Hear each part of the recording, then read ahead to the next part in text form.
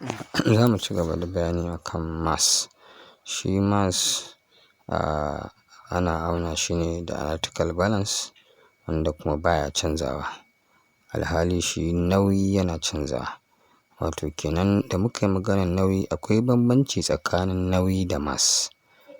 Shi nauyi wato fisga ne na gravitational force of attraction wanda yake fisgar kowane abu daga ƙasa. Wato wannan duniyar da muke gani yana da wani maganaɗisu da idan ka harba kome sama, misali idan ka jefa wani abu za ka ga ya ƙasa ne ba zai ci gaba da tafiya sama. To akwai abu mai jansa. To wannan shi ake kira gravity na duniya. To wannan gravity ɗin nauyi ya danganta ne ga wannan attraction ɗin, wannan janyowa na abu, kowane abu na duniya da yake zuwa gare shi.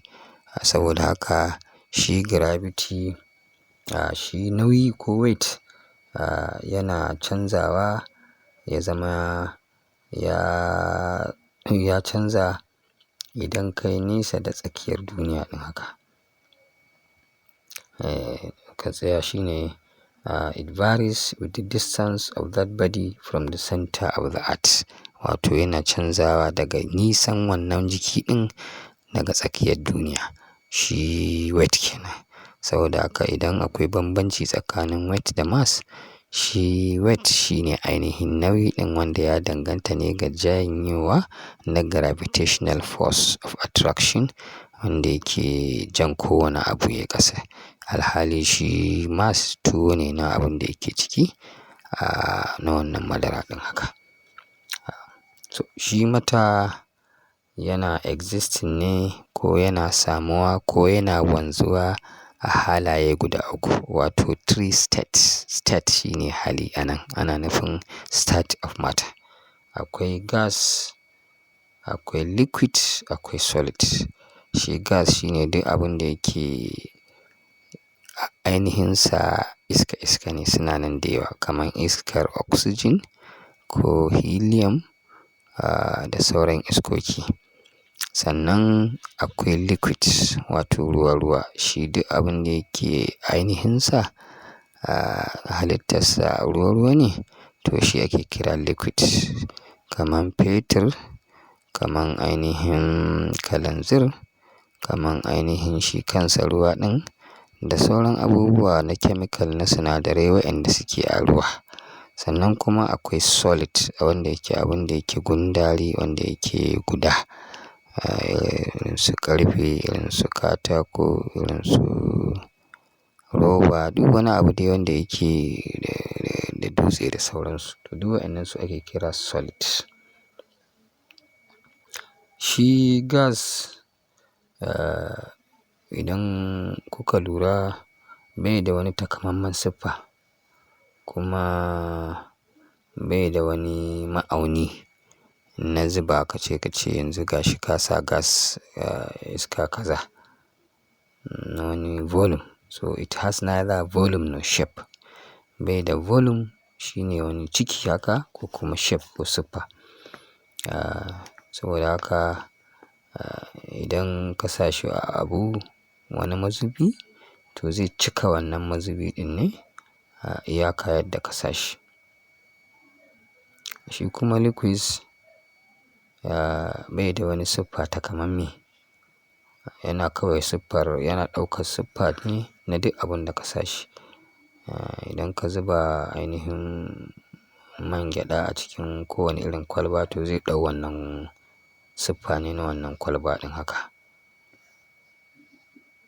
Amma kuma yana da volume wato yana da ciki, yana da ma'auni da za ka iya zuba shi a ciki.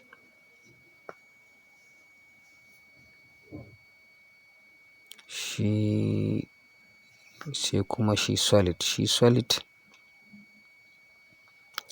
yana da misali in ba zafi ne ya cika yawa ba shine under ordinary condition ko kuma wani abu to yana da takamammen siffa. In ba zafi mai narkar da shi ba yana da takamammen siffa.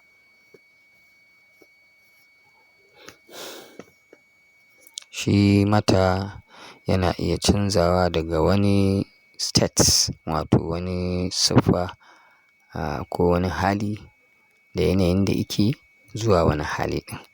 Misali, ice can change to water and water can change to steam. Vice versa wato haka kuma ta baya. Misali, ƙanƙara idan wato aka ci gaba da ɗan gasa shi zai koma ruwa. To shi wanda shi ƙanƙara ka ga ai solid ne wato abu ne guda gundari. Sannan shi ruwa shi ma aka ci gaba da dafa shi misali idan ya kai digiri 100 to fa zai fara zama steam. Shi steam ka ga ai iska ne saboda haka ya zama gas kenan. Haka nan idan an yi cooling steam zai zama ruwa wato idan an ƙoƙari an sanyaya shi steam to zai iya zama ruwa. Sannan kuma idan an ci gaba da sanyaya ruwa to zai koma ƙanƙara. To shi ne ake cewa mata yana iya cancanzawa from one state to another. Daga wani hali da yake ciki ko solid ko liquid ko ainihin gas zai iya canzawa kowannensu. Da fata ɗalibai sun gane me ake nufi da mata da kuma ainihin halayensa guda uku. Assalamu alaikum.